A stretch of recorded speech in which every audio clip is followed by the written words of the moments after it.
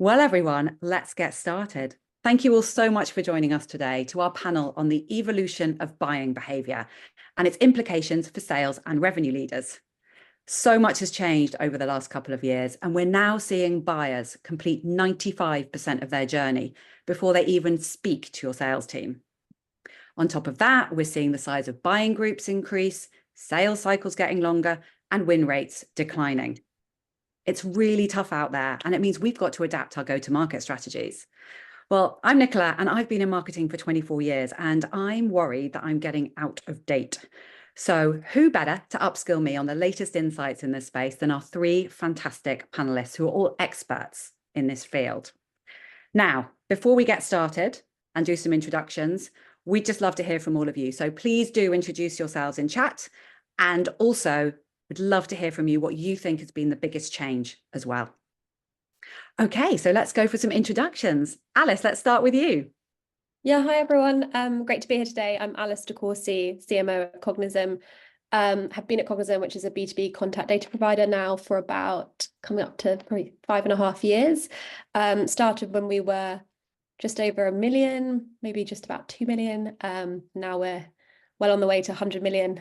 Scaled the team from me and 2 others to now well over 40. Excited to talk about this topic. Wow, what a change, Alice, over the last 5 years. Malvina, what about you?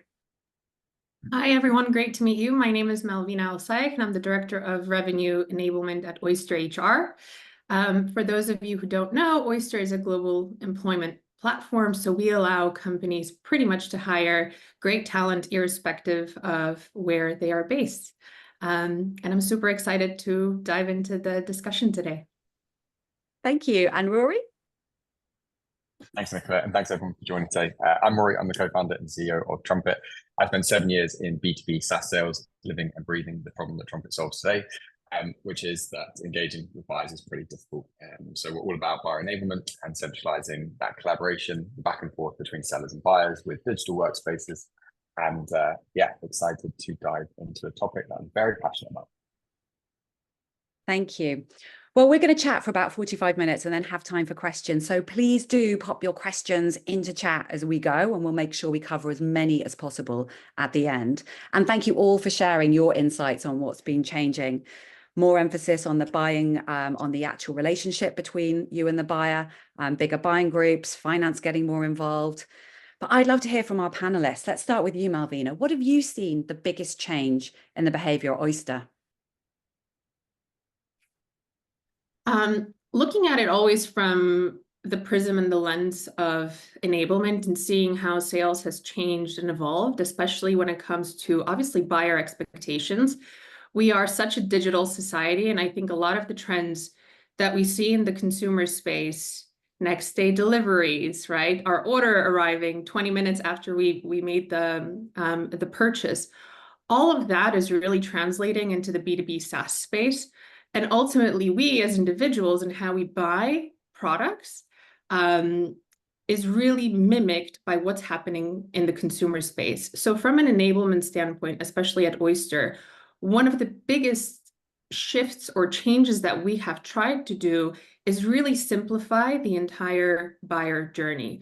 And Oyster, we're obviously in the global employment space, so it's a relatively complex product. You're dealing with employment.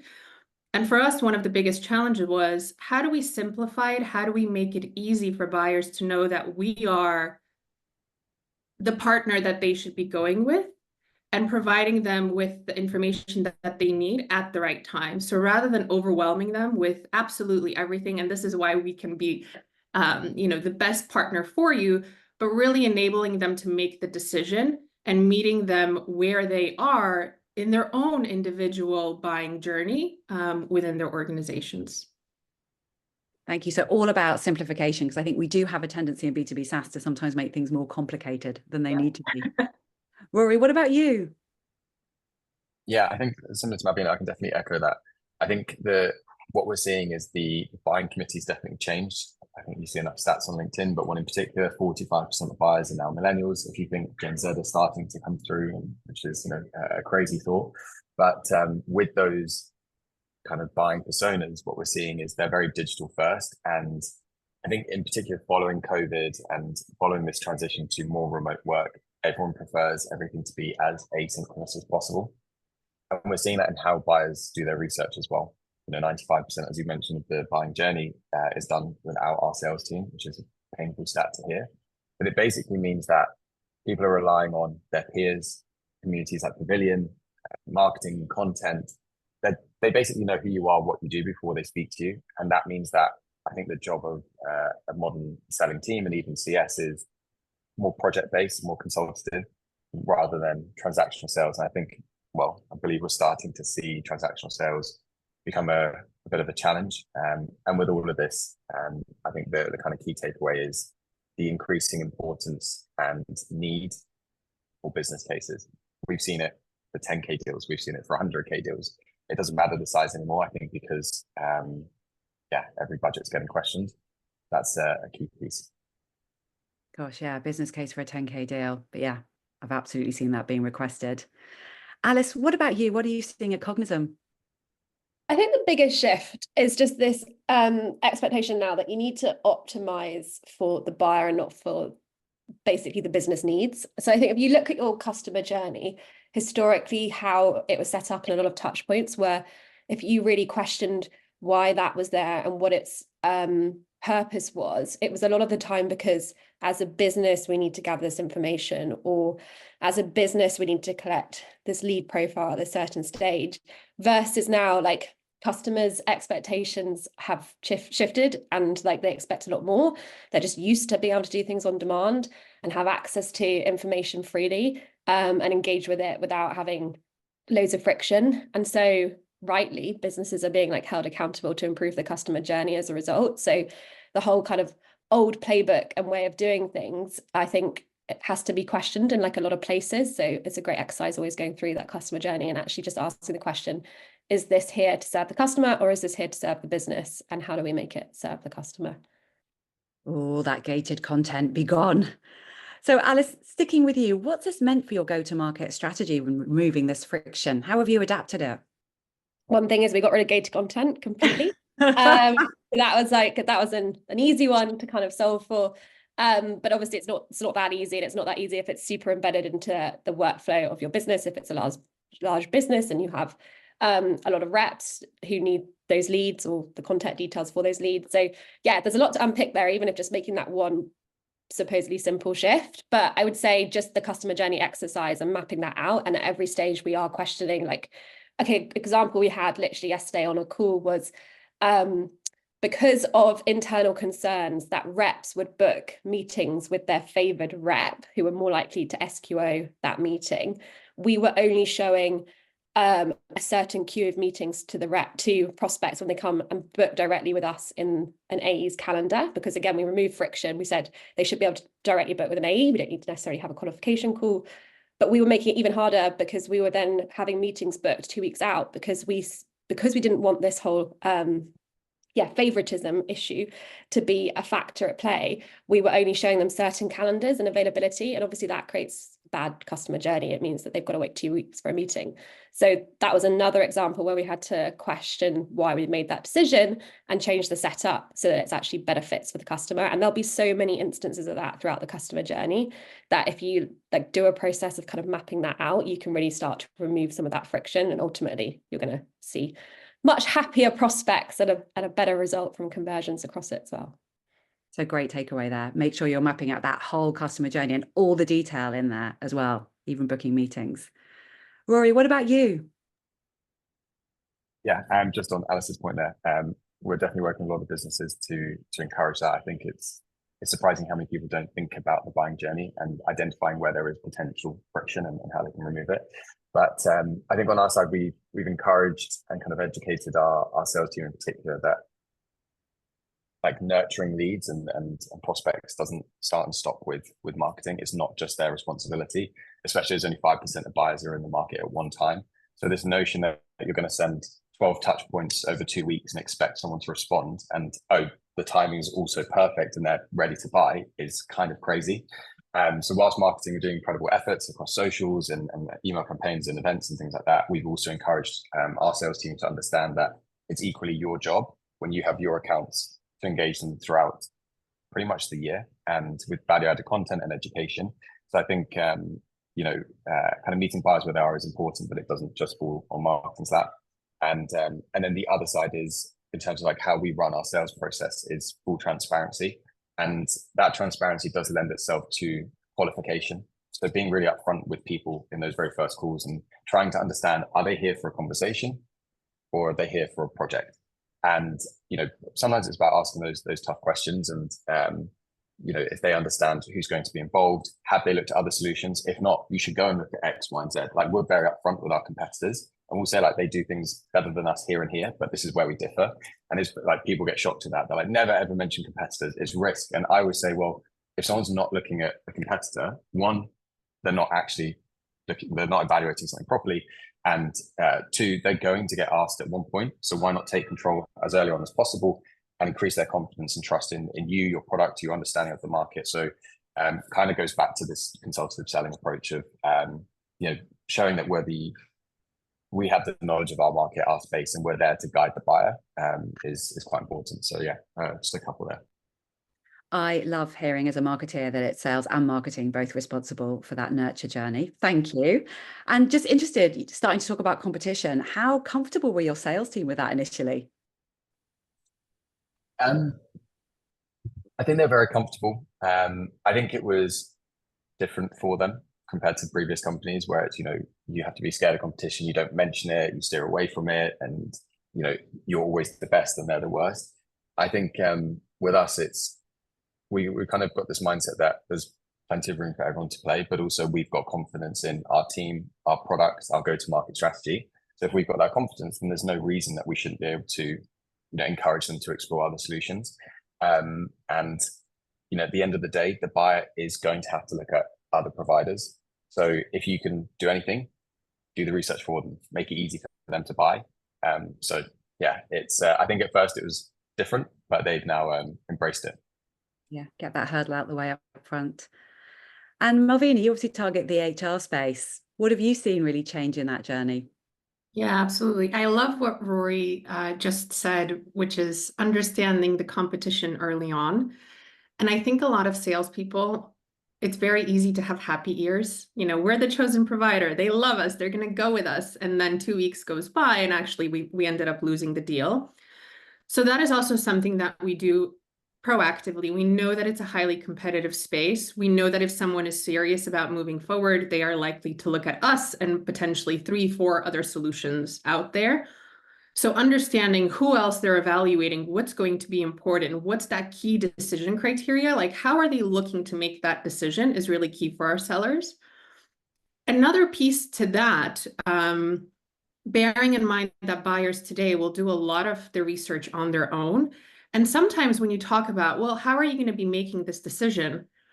If it's someone's first time purchasing this particular solution or product, they might not even know what is important to look out for.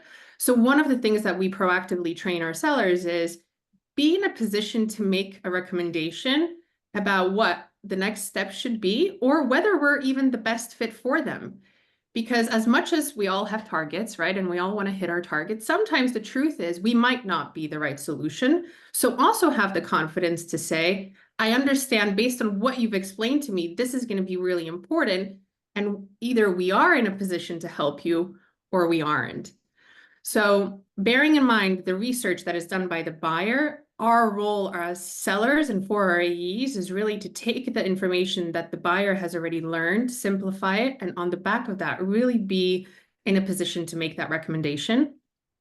We've also really thought about how we utilize our product specialists in the sales cycle. And it's interesting because when a buyer knows that they're talking to a seller, it makes them feel a little bit uncomfortable initially, right? Like, oh, they're a seller, so they're going to try to sell to me.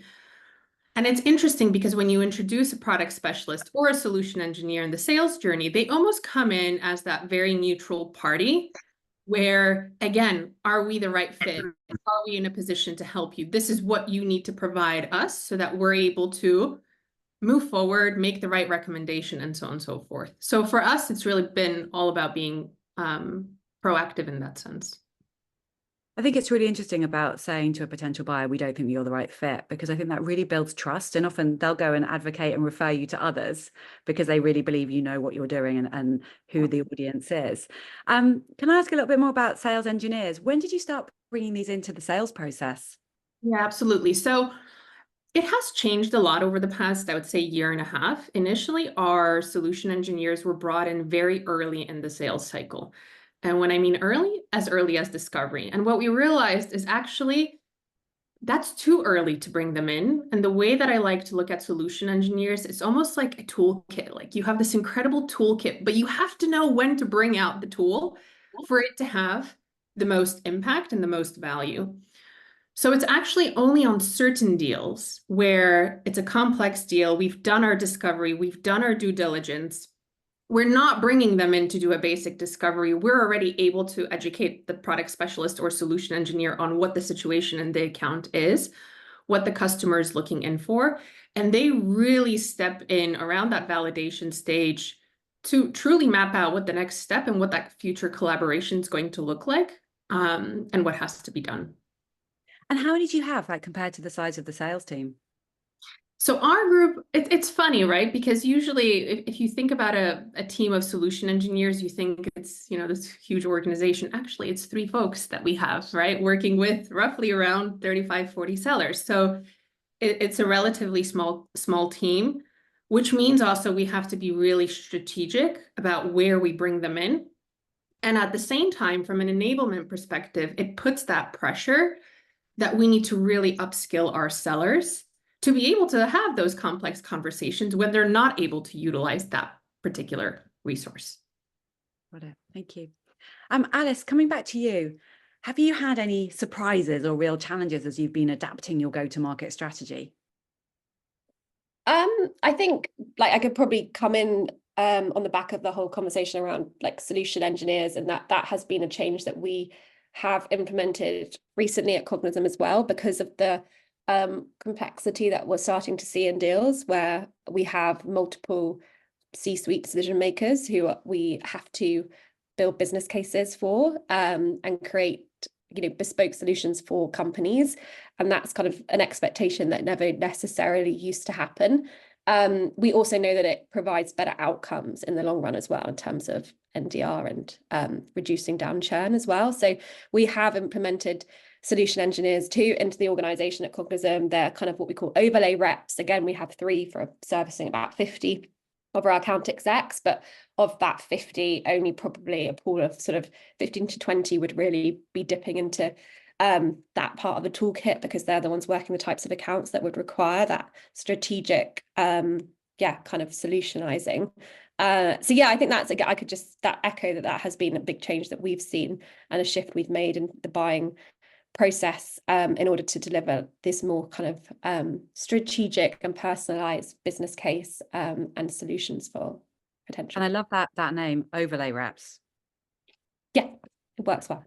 And I think that also helps align the fact it's not loads of them. They are sitting on top of the main org. Yeah. And any other surprises or routes to market that you've been surprised actually worked really well?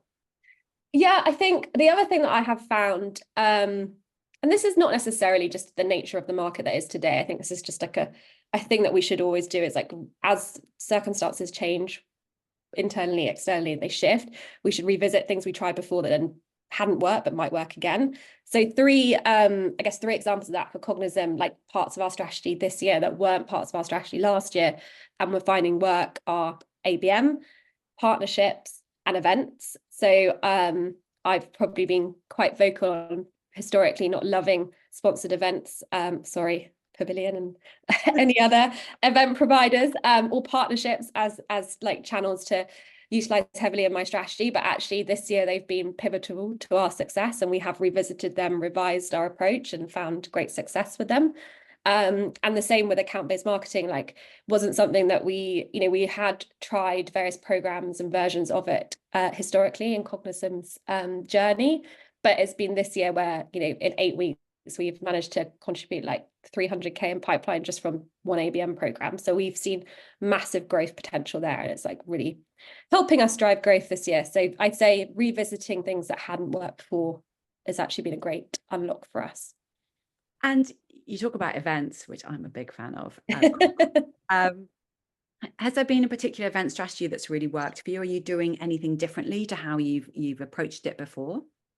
Yeah, so it actually ties really nicely. I think with the ABM and the partnerships and events, in fact, the way that we've approached all of those things is just much more strategic, and actually it's all tied together. It's because we are using events as a way of activating our account-based marketing play. And also we're utilizing partnerships to actually help make events more successful for us. So we know, for example, there are some strategic partners that when our customers have their technology and ours, we are much stickier, we're more likely to win the deal. Both customers are happier. So we're using those types of partnerships when we're going into the events to activate outside of just whatever that event looks like. So whether it be dinners or hosting like a breakfast, we're doing those kind of high touch points. And then we're using the people we're inviting to those are people who are on our account-based marketing lists. So we're tying like the whole thing together in a much more strategic and thoughtful way. And the impact is, yeah, far higher by doing that. Oh, beautiful, beautiful integrated campaigns here, Alice. Rory, what about you? As you've been experimenting, anything that surprised you that has worked or hasn't? Yeah, slightly different one, but something that we've noticed, I think everyone's probably experienced this thanks to the fun macro environment that we still seem to be in, which is a deal is not done even when they say it's done. And, we'll wait for the DocuSign and, we'll tell our team to wait for that. But even when you get the green light and things are progressing, we've seen it enough times that there are so many changes and unforeseen changes in the business that your team could never, expect or kind of uncover through qualification. So something that we've worked on, and actually this also came up with a pavilion lunch the other week, was this concept of having two champions. So you've got one who is going to be running the deal very closely with you, but you also need one that's within the either C-suite or as senior as your team can go. And that sounds very difficult, telling your reps to find two champions. Like, one is hard enough, but really in this tough climate, I think that's when you can have a lot more confidence in a particular deal. And one way that we've gone about doing that from early on is, as mentioned, events, but mostly basically in-person meetings. So we really encourage our team to get on site as early as possible, whether it's to demo, whether it's to present, whether it's to have lunch, whether it's to do a breakfast, whatever it might be. Our biggest and best deals have come from those experiences. So it's encouraging the team to get back out into the big open world and meet people. And for us, it's delivered incredible results. And then also another small one that's worked well is bringing in CS really early into the sales cycle once they're qualified and they are looking at a project. But what CS will do is not just paint a picture of how they can get started, but they'll also offer a case study or a customer introduction to someone of a similar size industry or organization that was recently onboarded as well. A lot of the time we think about case studies as just, here's a customer winning with the product, but sometimes larger businesses, they have a slight fear of getting started, that risk to, rip and replace, or that risk to onboarding that could take several months. So then hearing a customer that's been through that process recently negates that. So that's helped as well. Right. So it's all about in-person meetings, building those relationships. You've already got a champion in our audience, Rory. Bit of a shout out there. And then bringing CS in earlier. I love the fact that you're actually getting them to introduce other of your clients. Malvina, any good surprises, insights for us on what you've seen? Oh, I would love to say in-person meetings, but we are a fully remote organization with no physical presence. So whatever we do and everything that we do is through online channels. So for us, again, it's really thinking about how do we stand out in front of the buyer when we're not able to meet them face to face, because that does not happen often at all. One of the biggest challenges, I think, when I look at the sales team is reply rates across cadences. I think potentially it's a little bit of an uncomfortable topic, not one that everyone always wants to talk about, but the truth is replies across email are really low industry-wide. So one of the biggest projects for us is, how do we change that?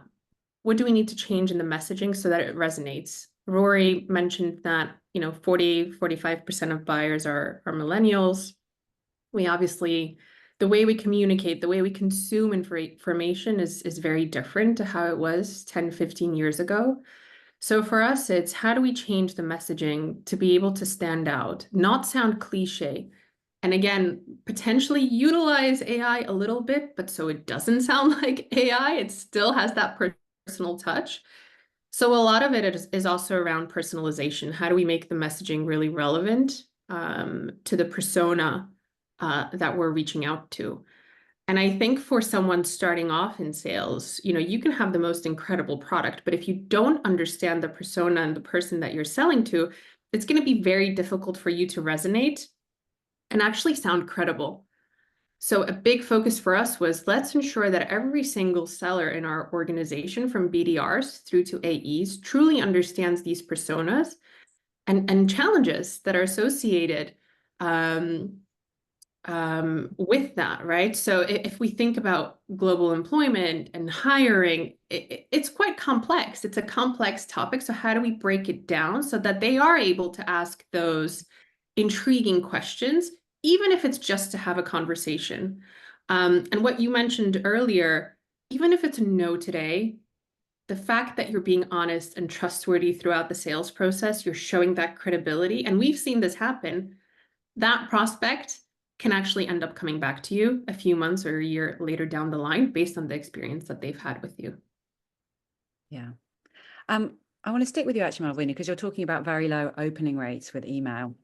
Now, I think we've all seen on the Bible of LinkedIn that apparently outbound is dead. And I'd love to get your view on this and what you think the role of SDRs is, and has that changed?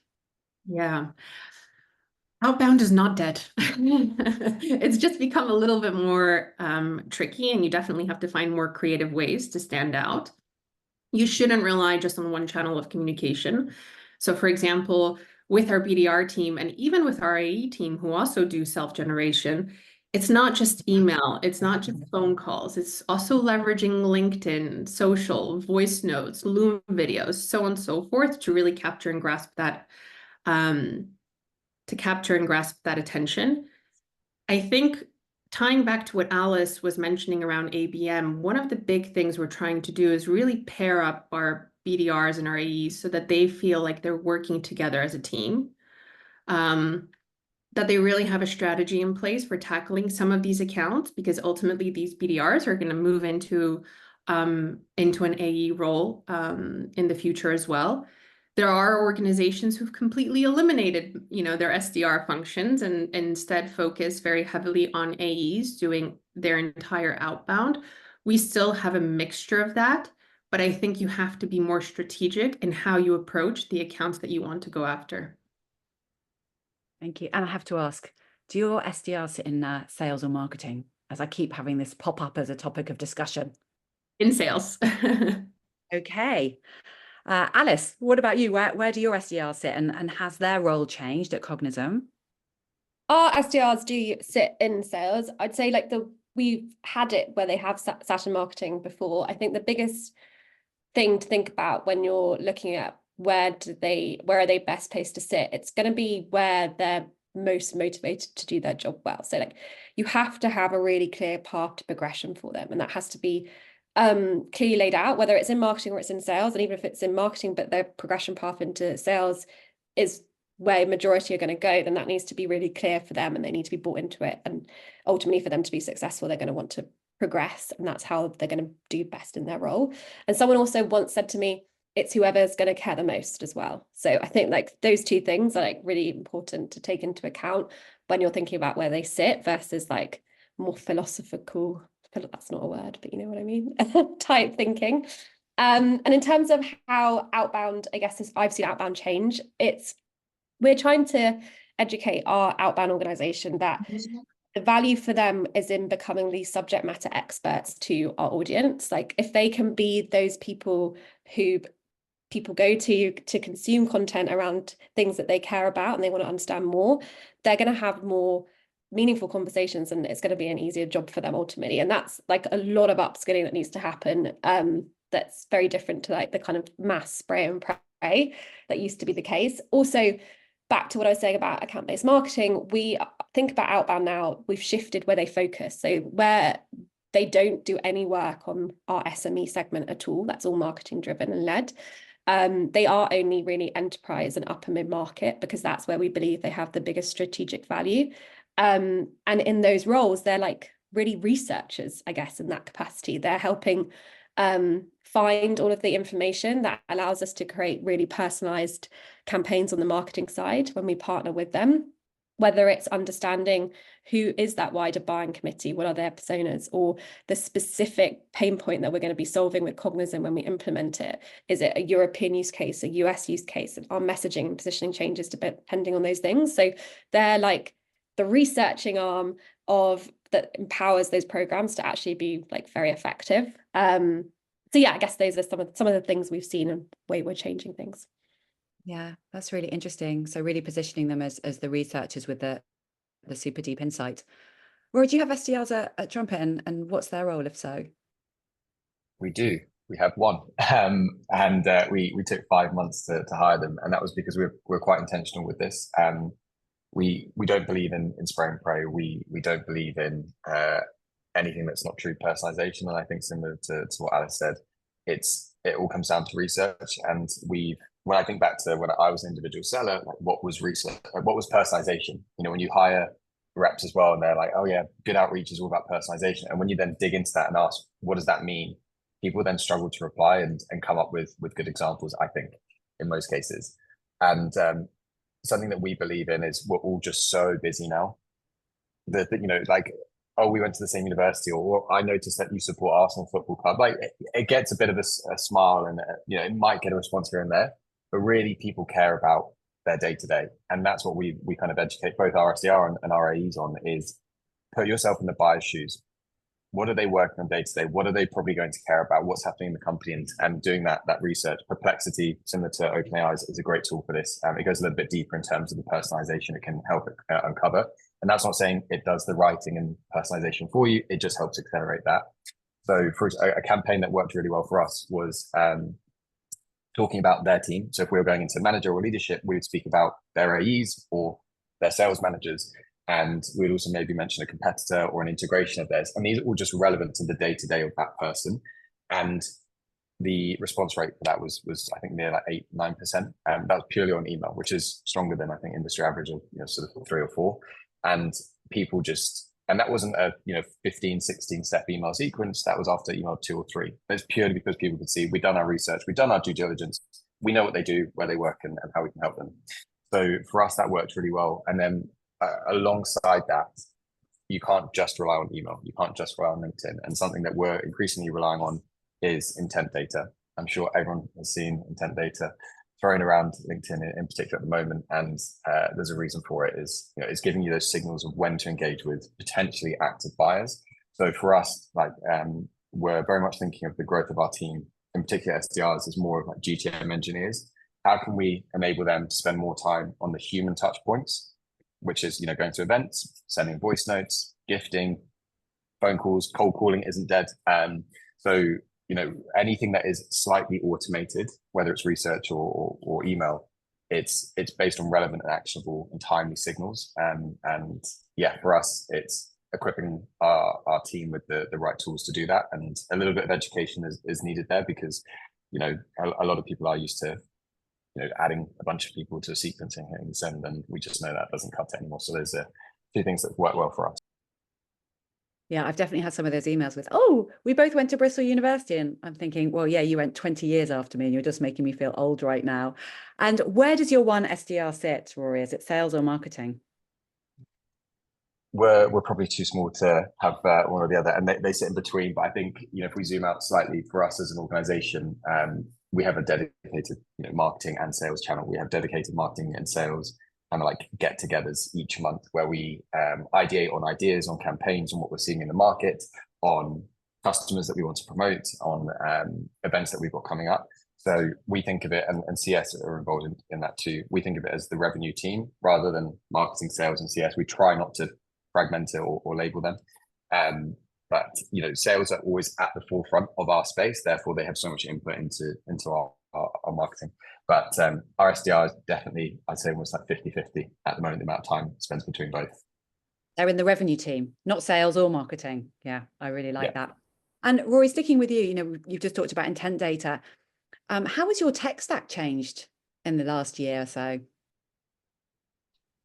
We've kept it light. We're not going bloated. Yeah, we always try to be as scrappy as possible. Do things manually until it's at the point of it becomes not scalable. So for us, if we just take that one example of intent data, there's a lot of intent signals that you can unlock: website visitors, G2 views on your category, LinkedIn posts, competitors posts, all these kinds of things.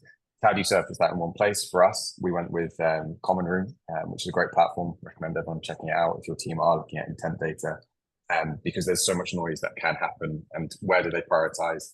And it's a great tool for basically kind of scoring those leads and showing you which are the most engaged over time across which channels. So that's been pretty powerful and useful for us. But outside of that, it's light. Okay, so Common Room, want to go and check out. Malvina, what about you? What does your tech stack now look like? Yeah, we definitely don't want any half-eaten pizzas, which is what I like to refer to when we talk about tech that isn't fully utilized. But if I think about the last 12 months, we're obviously customers of Cognism.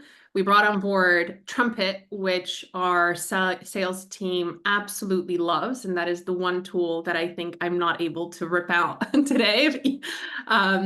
We really utilize it to simplify that buying journey, make that experience really nice for the buyer, very straightforward, make sure that they have access to all the information that's being discussed in the sales cycle.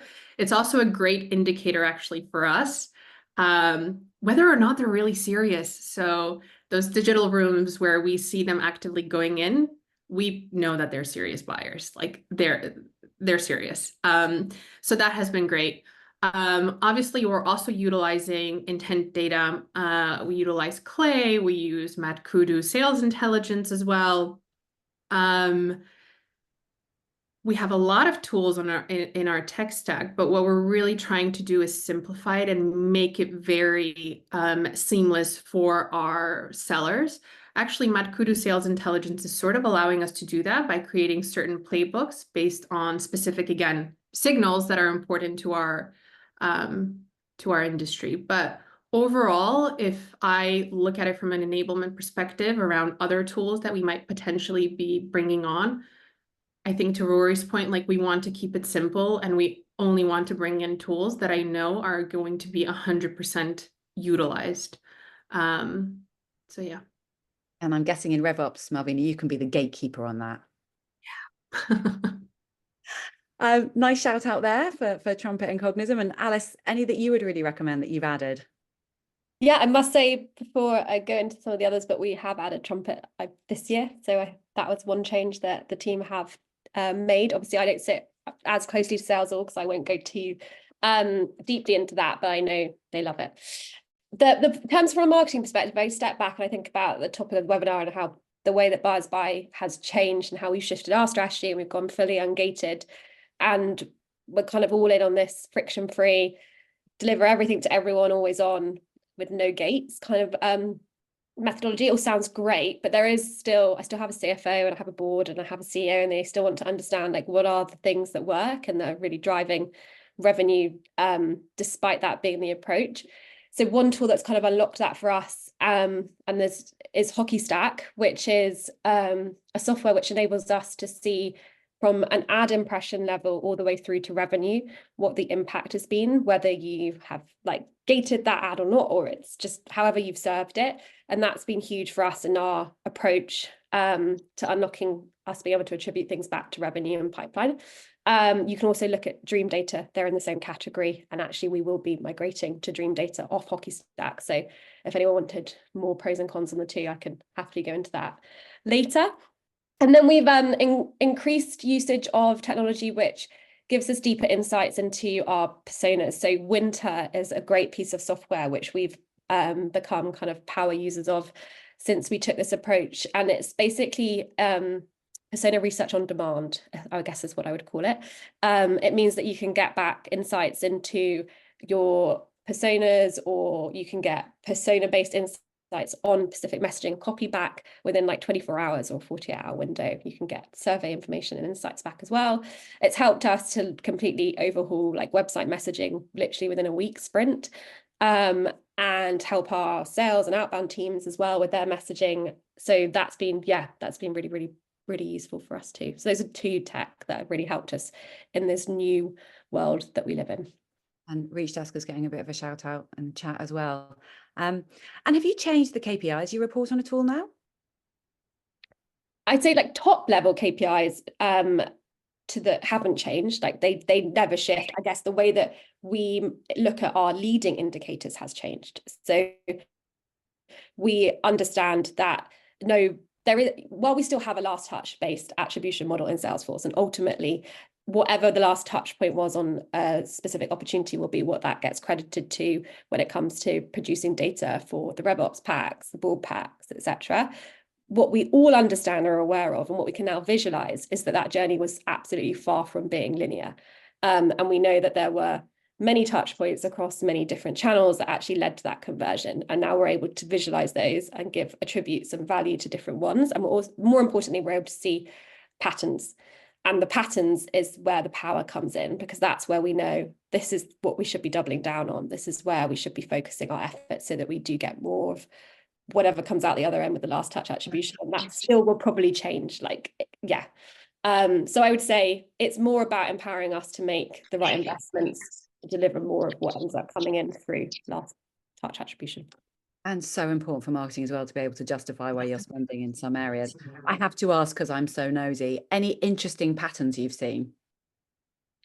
So this is I actually wrote a LinkedIn post about this recently because I thought it was quite interesting. I was doing some reporting, and I suddenly realized that actually reporting can be so dangerous in the wrong hands, because we were looking at, it was through a last based attribution lens, we were looking at what were the campaigns that drove the most revenue.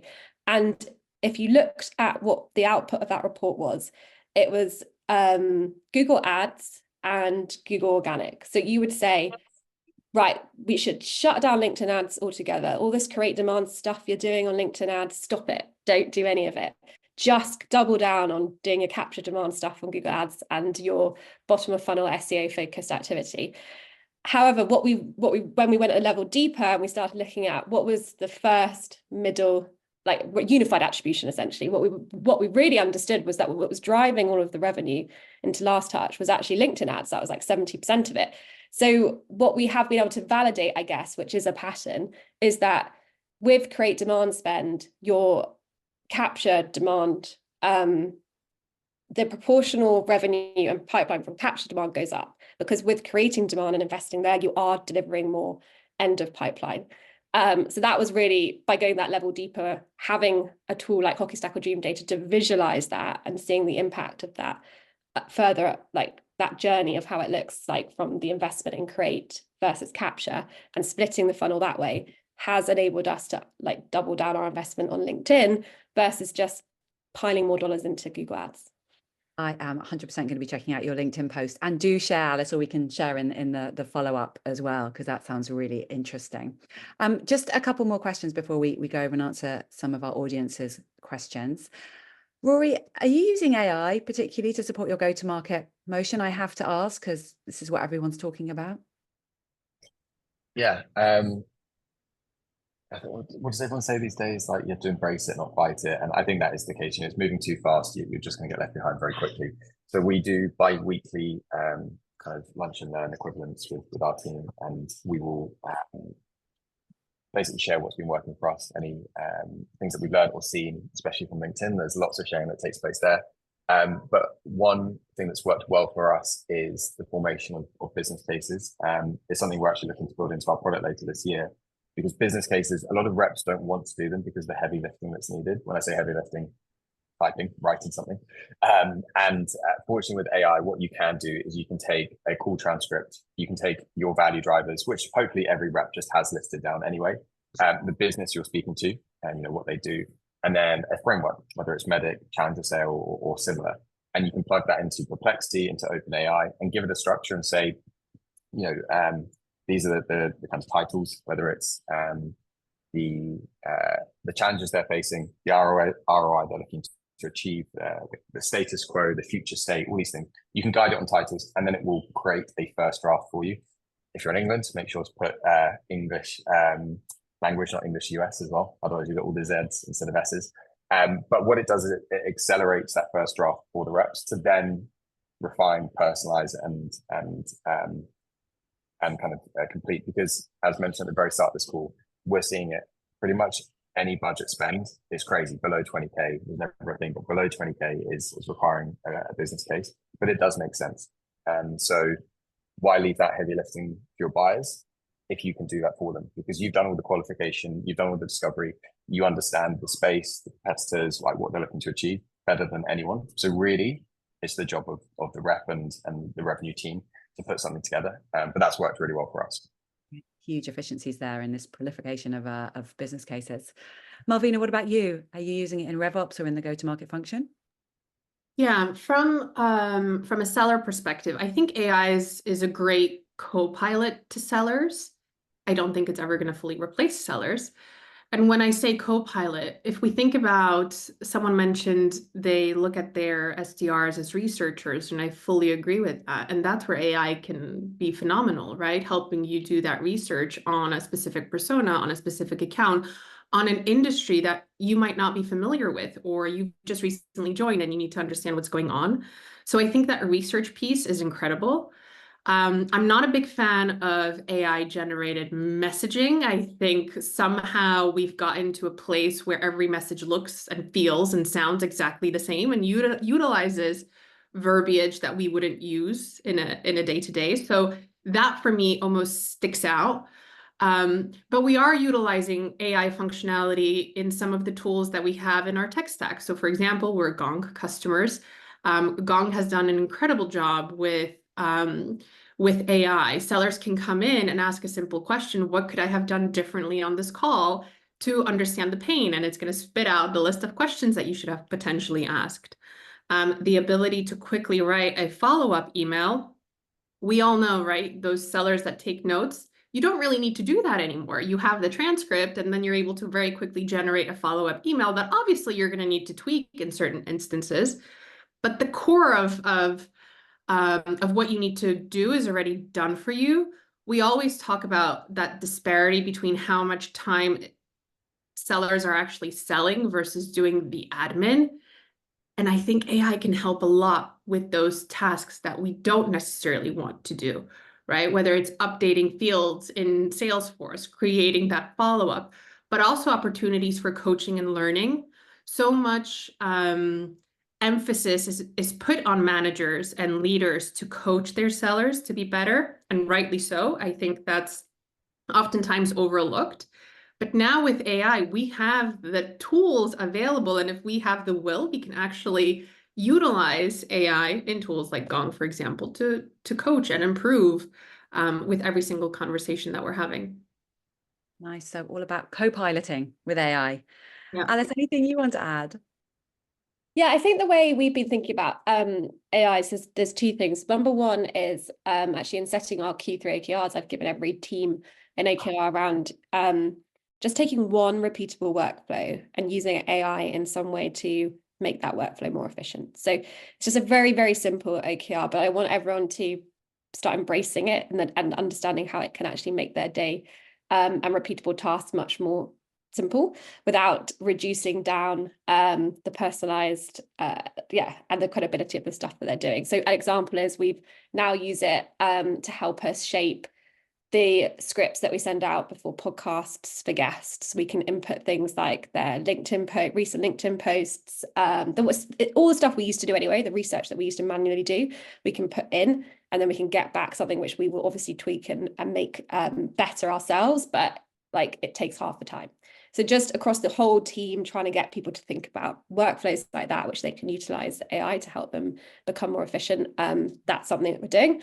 And then I think in terms of a bit more excitingly, we're using it to unlock new channels. So things that we wouldn't have had time to do before. Like, as an example, I think we've been talking as a team about YouTube SEO being a great opportunity for us for like 5 years.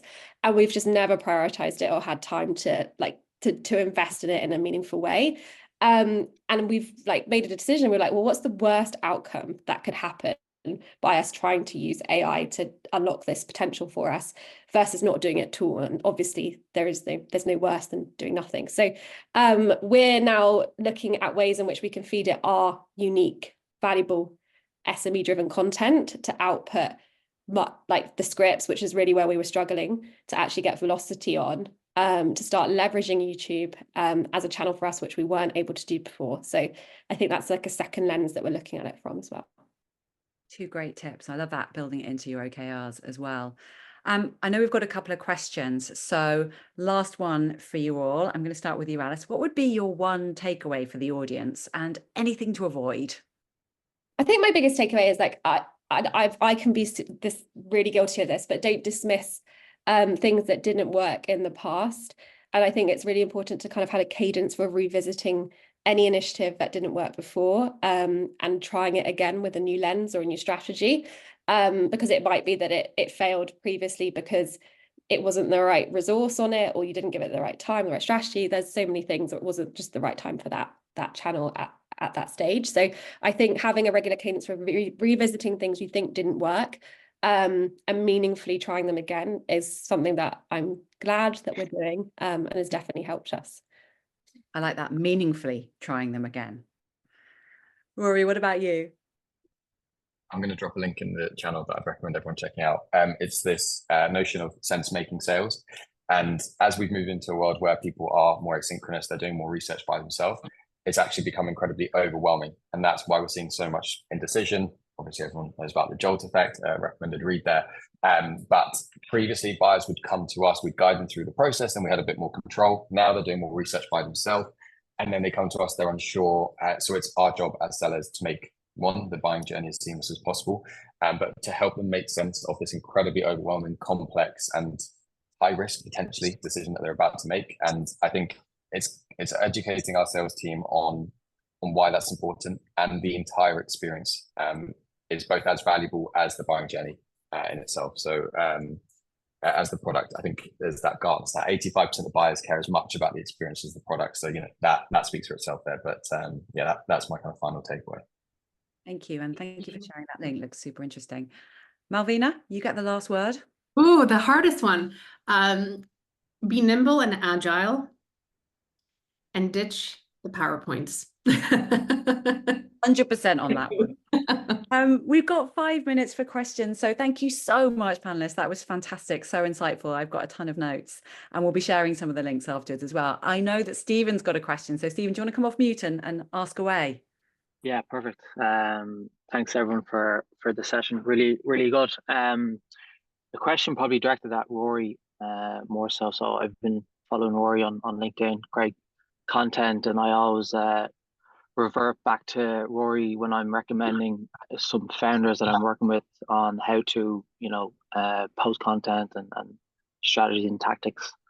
So a lot of the work that I do is specifically with startups that follow a founder-led sales approach. So I'm really sort of pushing the importance of like posting content, and I probably thought today would have been maybe more focused on that topic of like how important content is and posting content and engaging and that kind of stuff. So I suppose the question, Rory, like one struggle that I'm finding is that when I'm advising these CEOs and founders on posting content, it's just get too busy and I don't want to half arse it or half do it. But is there any strategies or tactics that you've created or learned over your time of posting content and how to create a framework or a structure? I'd love to hear from you on that. Yeah. Simplicity is key. I think, you build a habit after 30 days. That's the thing that I aimed for at the beginning. There was crickets, I was posting, no one cared, no one liked it. And you just push through. And my process is, there is nothing complex to it. I use notes on my Mac and on my phone, and I just write down random ideas each day. And every single morning, the first thing I do when I get into the office after having my tea and things like that, or coffee, is I'll take one of those ideas and I just flesh it out, first draft, and I come back to it 10, 15 minutes later and tidy it up and post it. Whether it does well or not, I don't care. I think the most important thing is consistency and focusing on value added content. I think for any founder that you work with, who's like, I don't have time. The compounding effect of being present in a community, whether it's me, whether it's the team, whether it's our company page, I cannot stress enough the value that it's brought to us. The biggest client that we've signed to date came from seeing our social posts and seeing our content and saying, based on what I read, could tell that this was relevant for us. And then, the sales cycle for that contract was less than 3 months. It should have been a 12-month sales cycle for a business of that size. So, if they don't have time, I think they're thinking about it in the wrong way. Yeah, big time. I think Sam Jacobs is a perfect example, and I'm sure everybody follows him. But his content, where he discusses the direct correlation between revenue and pipeline with his content, is huge. So, yeah, super interesting. And Stephen, I think we have a topic for our next webinar. So thank you for the idea as well. A bit more focus on content. There was another question as well, which was really for Alice about really getting the most out of events. So how do you make sure that you have the most meaningful interactions with attendees so you get the best possible follow-up? Any suggestions there? Yeah, and it's not going to be something super innovative. I think it's hard work and grind. So I think it starts, first of all, this is where we've realized how to do events well now. It's like it starts with the event itself that you pick. So when we're thinking about what events do we want to invest in, we're really, really, really carefully deciding on the ones where we know there'll be a large proportion of our target customers, and not just target customers, but the sweet spot customers. So those that are likely to be in our more enterprise, upper mid-market sweet spot. Those are the events that we want to be at, because then that means that the event activation and the engagement that happens on the day and afterwards is far more meaningful, because that's where you have to do quite a lot of the heavy lifting and working with sales to give them and provide them with the insights of who is going to be there from their account on the day of the event, and understanding from them what stage that opportunity or conversation might be in, and helping kind of handhold them through how they should use that event as a meaningful touch point for them in helping progress that deal forward, both on the day, but then also afterwards. So I think it's like starts with selecting the event strategically, hand-holding sales through the accounts that are going to be attending, and understanding where they sit in the deal cycle, and helping them to do the right kind of outreach and activation on the day and afterwards as well. And then obviously there's some more creative kind of types of activation you can do just to create more brand awareness for your business just generally. So some of the things we're thinking about is like coffee and a LinkedIn headshot, or a cocktail and a LinkedIn headshot, because we're all trying to be more present in different channels, and there is the rise of content creation through LinkedIn. And so trying to think of tap into things that are would be more engaging to a buyer today is what's helping us to kind of get a bit more awareness. And it's also an activation that happens outside of the event itself. People then share it across LinkedIn, so you get bigger bang for buck. So lots of prep before the event, and then all about some creativity there. And I think you can combine the two. I think you can just have an espresso martini. Perfect. On that note, we've hit 2 o'clock. Time for espresso martinis for everyone. Thank you so much for joining us, and huge thank you to our fantastic panelists. That was so insightful. So thank you very much. And we will be sharing the recording and some notes, because I'm sure you're all going to want to revisit some of these points too. Big thank you, and enjoy the rest of your day. Thanks, everyone. Thanks, Nicola. Thank you.